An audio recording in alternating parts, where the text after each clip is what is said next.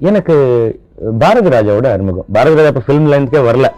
அவர் வந்து நாடகங்கள்லாம் போட்டிருந்தாரு. எப்படியும் 2 பேருக்கு அறிமுகமாச்சு. அவர் நாடகத்துக்கெல்லாம் நான் பிளேபேக் பாடுவேன், படத்துக்கு வரல. அப்போ அப்புறம் வந்து ஃப்ளூட் வாசிப்பேன். இதுவா நிறைய சம்பவங்கள் இருக்கு. அவனுக்கு வந்து ஒரு நாடகத்துல பாரதி ராஜாக்கு மன்னிக்கணும் அவனு அப்படின்னு சொல்றேன், நெருங்கிய நண்பன். அதனால இல்லைன்னா அவரை இவருன்னா மரியாதையா இருக்காது, அவனுக்கும் கோவம் வரும். நாடகத்துல வந்து அவருக்கு ஒரு ஜிப்பா தேவைப்பட்டது. அவங்ககிட்ட ஜிப்பாவே கிடையாது. அந்த ஜிப்பா இல்லாதனால என்ன பண்ணாங்கன்னா என் ஜிப்பா ஒன்று போட்டுக்கிட்டு நடிச்சுட்டு ஏதாவது கொடுத்துட்டாண்டா நாளைக்கு லாண்ட்ரி போட்டுன்னு சொல்லி கரெக்டா ஷாட்ல உணர்ச்சி வசப்பட்டு, ஷாட்னு சொல்றேன் பாருங்க, ஸ்டேஜ்ல ஒரு சீன்ல உணர்ச்சி வசப்பட்டு கிழிச்சிட்டான் சார். இன்னும் கொடுத்துட்டு இருக்கிறான் எனக்கு. ஆனா ஜிப்பாவுக்கு பதிலா ஒரு அருமையான கலைஞனை எனக்கு கொடுத்தாங்க. அதுதான் இளையராஜா. ராஜையா என்ற நண்பரை எனக்கு அறிமுகப்படுத்தினதே வந்து பாரதி ராஜா. பாரதி ராஜா வந்து ஒரு நாள் ஊர் பக்கத்துல இருந்து ஒரு 3 ஃப்ரெண்ட்ஸ் வந்திருக்காங்கப்பா.